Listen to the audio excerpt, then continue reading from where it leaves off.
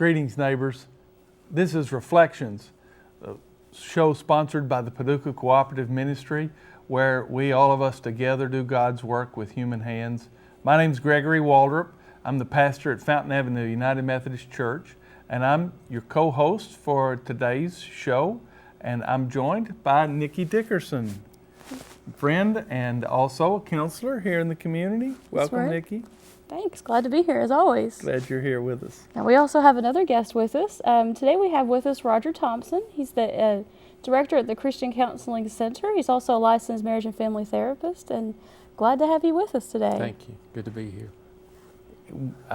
You gave us all pins celebrating the 25th anniversary or celebration of the Christian Counseling Center here in this community, and I want you to tell us a little bit about the center and about you and what got you here and what got this center started. It's a God thing. Yeah. I was leaving a job at this particular time in my life, and I'd been offered a job in Alabama, and it was a job. And I had a group of people to approach me, and they said, if we help raise funds, will you stay here and create a Christian counseling center? So I like to tell people that I chased a dream instead of just a job, and God's blessed it now for over 25 years. And I think that we've touched a lot of lives, and even in our website address, our message is planted there as the ccchope.com, and that's the Christian Counseling Center brings hope. And that's a real important aspect of what we do is if we know that there's hope, we can make it through a lot of circumstances that confront our lives, and hope obviously is grounded in God.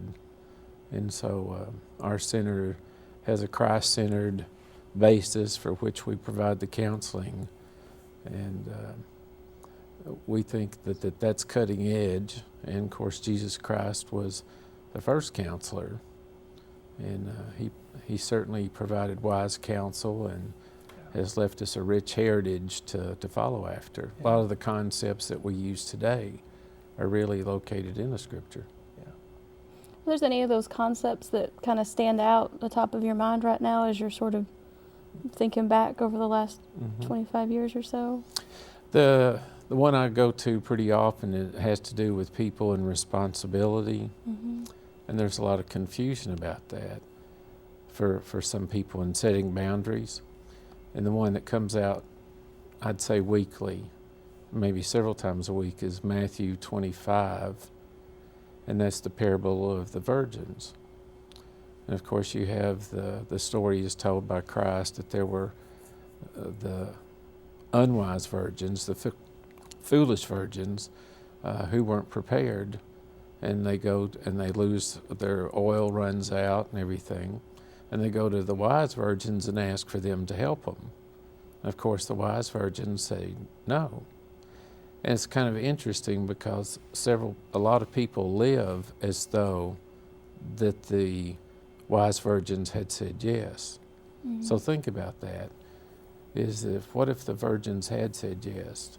They would have all run out of oil. They would have all had to have leave. And when they came back, if we continue the story as the Scripture tells it, the door was shut, the bridegroom had come, and the ones that weren't there were locked out.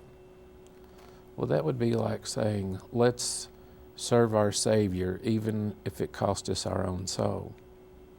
Well, that's sick. Right. That would be a Jim Jones kind of way of mentality. Continue to serve me even if I tell you to drink Kool-Aid. And that's not what the message was from Christ.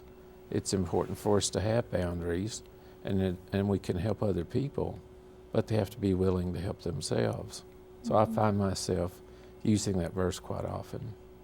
That's a good one. You, I know, have been at this for a while. Good experience, trusted voice. What are the things you're dealing with these days most? Things were so much simpler.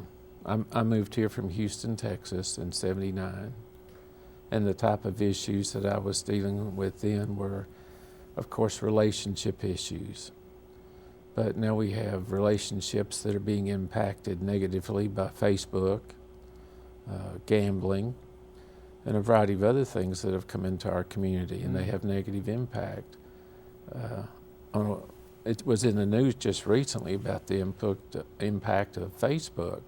In fact, smart marriages and also focus on the family are noting the impact of that particular thing, and what percentage of marriages now are negatively impacted. And it's interesting that people get back in relationships, or they go on to Facebook, and there's some level of flirtation that takes place, and they're flirting with people that they've known from the past, so they build a comfort level.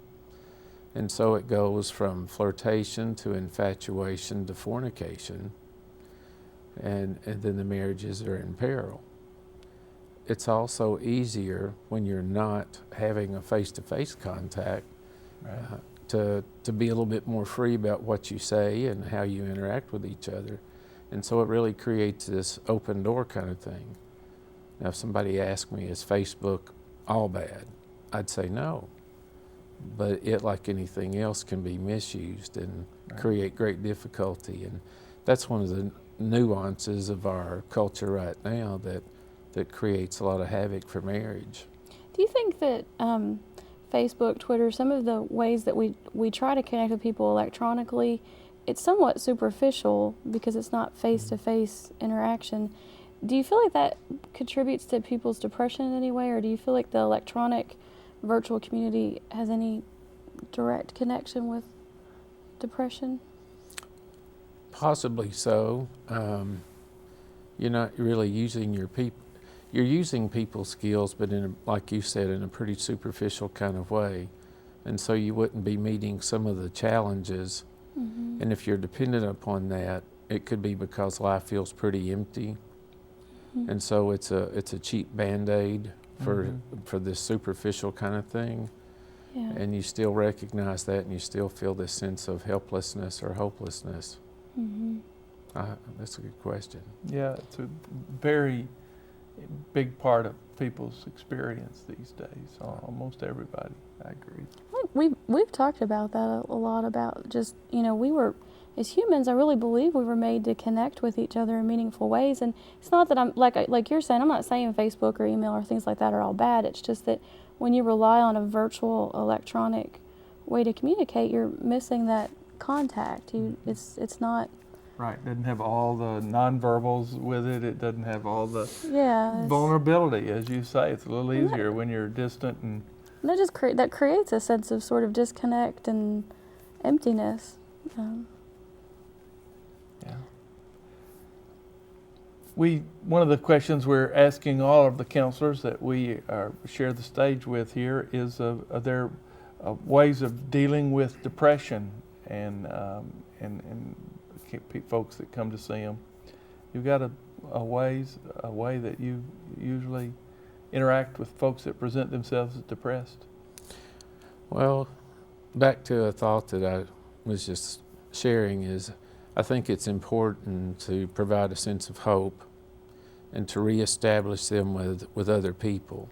Mm. One of the trademarks of depression frequently is being withdrawn socially, and just like you said, the disconnect. And so I think that's where churches can serve a very valuable role. If a person's family of origin, or just their immediate family, if that's part of the problem, they may not feel that sense of connectedness. And being able to feel connected or accepted, that they belong, is very, very important. That was a trademark of a show that was now just syndicated, was Cheers. And it's the place where everybody knows your name and so forth. And when they're sitting there singing that song that's the entry to that program, they're really talking about a lot of the traits that a church can provide without beer. Right. And it's... people want to belong. They want to feel connected. They want to feel like that they have a place. Yeah. People will call them by name. They're glad to see them. You're welcome. my day wouldn't have been complete without getting to mingle with you. Right. We need that. And that helps to eradicate depression as much as anything. Another thing is we have more people suffering from SAD, seasonal affective disorder. And a lot of people work in office buildings. They're not exposed to the sun like they used to be. And so one of the things that I would frequently point out to people in that kind of setting is vitamin D3.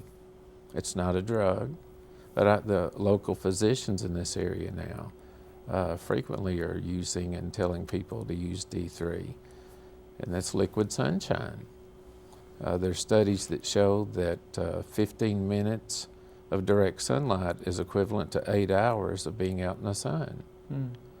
And no, I said that wrong. 15 minutes in sunlight is equivalent to 8 hours in a light therapy room. And our military are exposed to light therapy like when they're in places like Alaska and the sun goes dormant for a period of time. Our submarines. Exactly. So there's rooms that can be set aside for light therapy, or it's important to beef up on vitamin D. That also helps to fight depression. So that's another thing that gets recommended frequently.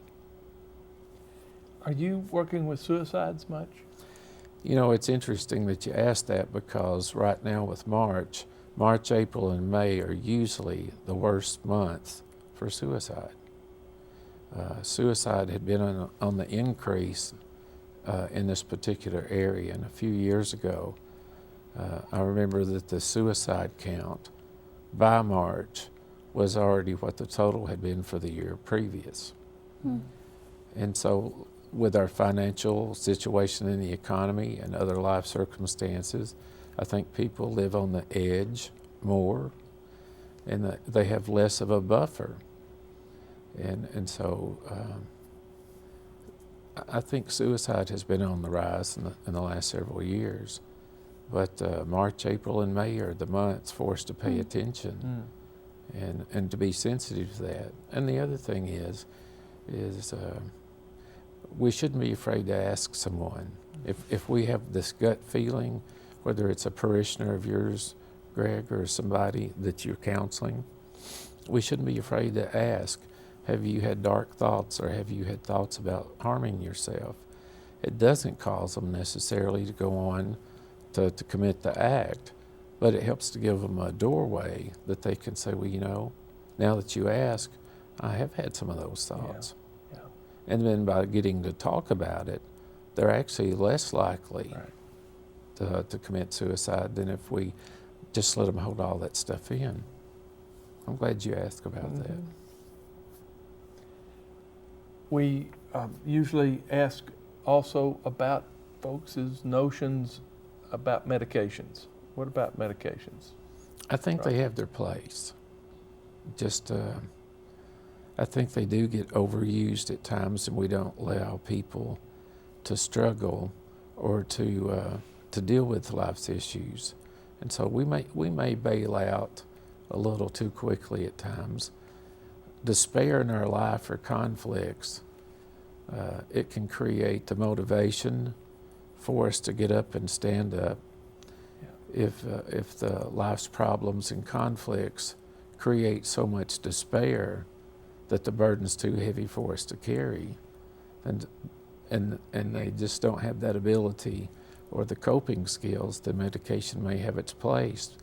But I would say in all cases, unless there is something biological going on, hopefully it's going to be temporary. There's endogenous and exogenous depression. So we have depressions that are caused by things such as thyroid problems. If you've had heart dysfunction, or if you've had bypass surgery, the enzymes and everything change. So that could change and bring about a depressed state. For people that are diabetic, they may suffer a little extra or more cases of depression. So there's some situations that take place in life, and it may be required just because you're treating a physical illness. Right. But if it's from life stresses and so forth, I think we need to be careful that we don't allow people to become too dependent on those kind of things. So Roger, we've talked about depression and suicide the last few minutes, and I guess one of the things I think might be important for people who are watching this is, can you just maybe give a couple of identifiers or markers that people might want to pay attention to themselves that would make them know that, or help them to understand when they need to ask for help? Especially for family members who are observing, because they may see some things first. Yeah. I think if a person has been acting differently, and they're not technically sure what's going on, but they just know that they're acting differently. And if they seem to be sulky, or if they seem withdrawn, or if they seem to be sad, another sign for depression too is anger, especially with children. Children in depression, sometimes it doesn't get noticed because we don't think of that, but a child who's just frequently angry, it could be masked depression. If a person is angry and depressed at the same time, those are the ones that unnerve me the most, because they have the energy to carry out what they're talking about. If a person is depressed and they're very lethargic and everything, not quite as likely. I would tell you this too, there's 3 major negative emotions that we deal with, and one specifically will point as a precursor to depression and possibly suicide, but those emotions are anger, fear, and hurt. But when you have anger turned inward, that's the one that very frequently could result in suicide. Hurt turned inward is anxieties, or it can lead to, hurt turned inward can lead to depression, and anger, and what was the other one I said? Fear. Fear turned inward brings about all forms of different kind of anxieties. I know that that you have been a counselor at various schools and a contributor, a presenter at different functions for children. Is children one of your particular interests or specialties? I'm glad you asked. And we know each other, and I've worked with your wife and for your wife in the past at Head Start. And I do really like working with young children. When I started at the local mental health center, that was one of the areas that I was assigned to early on, was children and adolescents. And I really have a great joy in working with young children. I like being able to make a positive difference and noticing things to be able to assist parents with, where they can make a difference and keep things going. And then helping with teachers and just the whole system, from a systems approach.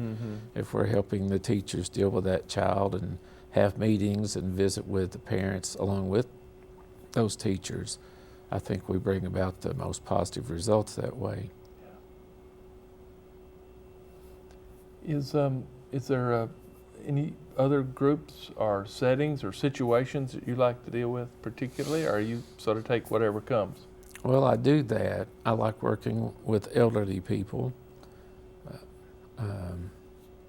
I've enjoyed that for most of my career, and that became especially so. My father died a few years ago from dementia-related issues, and so working with people that dementia, Alzheimer's, and things like that, that's an area. I like working with couples and helping them to reconcile their marriages.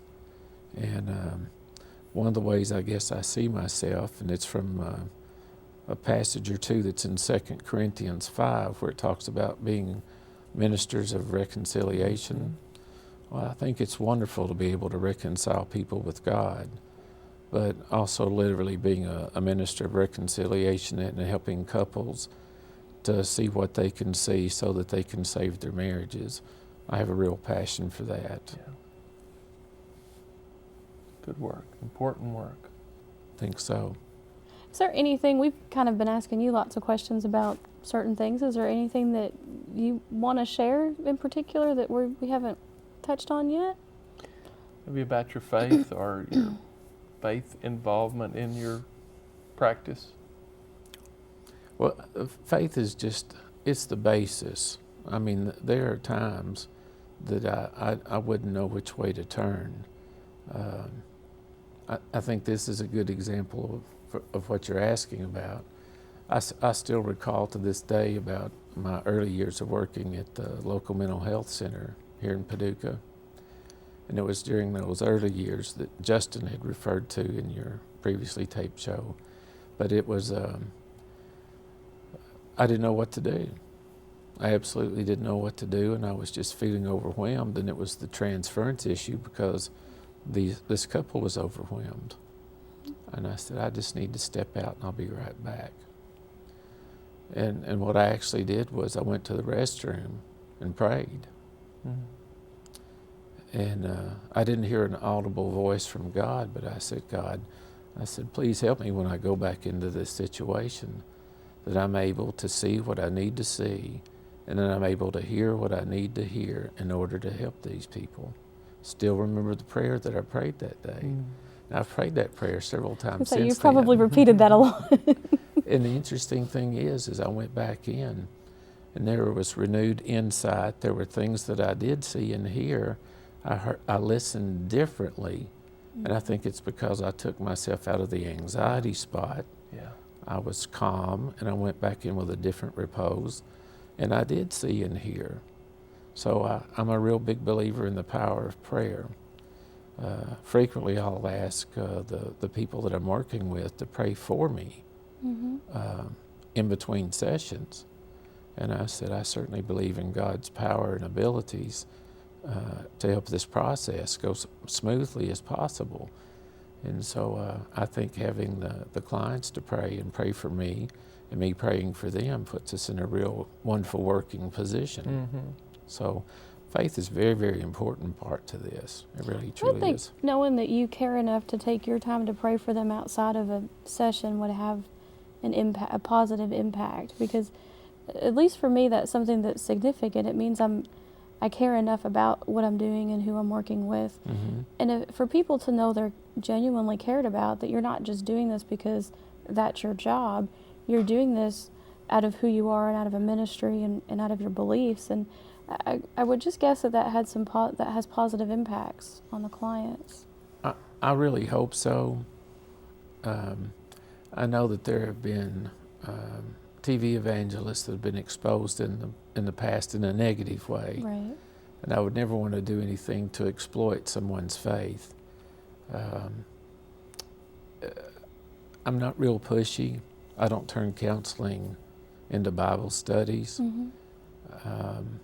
I often refer people back because of religious issues that they're struggling with, back to their pastor and to their preachers to study more with them, and because they may have a philosophy or something that's different than my own, and I want them to be able to hear and see things and get that kind of assistance from godly people. So I treasure you talked about how Paducah Cooperative Ministry wants to expose the community to therapists. I like to return people back to their ministers too, because they're the best co-therapist I have. Yeah. I like that. I think that's absolutely. That's a good way to look at it. That's great. Any other thing you see sort of that aligns the work and way and practice and routines of the church with the work you're doing, the good health that you're trying to bring? I sure would like to continue to be instrumental in helping churches to remember and to pay attention that they're hospitals for sinners, and that we're not judgmental of everybody because of what's going on. You know, Galatians 6, verse 1 tells us that if a brother is taken in sin, restore him gently. So one of the messages that I'd love to leave anywhere I go is, let's have a gentle spirit when we're helping people that have issues, irregardless of what they are. Right. Most people usually inflict enough guilt on themselves, typically, that my job should be to remain a healer, right, and to look toward hope. Yeah. important work, important way, really. We're down to the last moment here. Anything else that we hadn't covered you'd like to get out? Make sure we know where the Christian Counseling Center is. Christian Counseling Center is located adjacent to the Broadway Church of Christ. We're at 2820 Jefferson. We have a satellite office in Benton, Kentucky.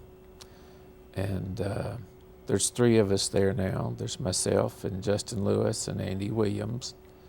And hopefully someday again we'll have another female therapist back with us. But we're there to serve. And we want to help people with burdens that are too big for them.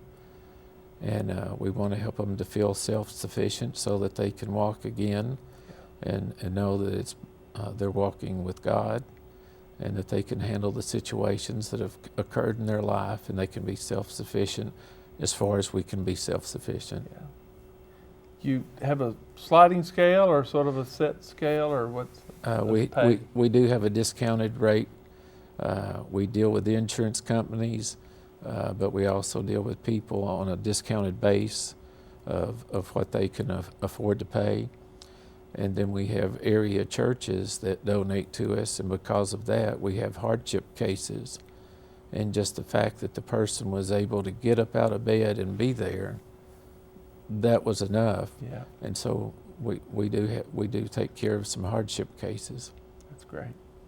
Roger Thompson, we are glad for you to be with us today, and very thrilled about the work you do in this community and have for 25 years now and longer. Thank you.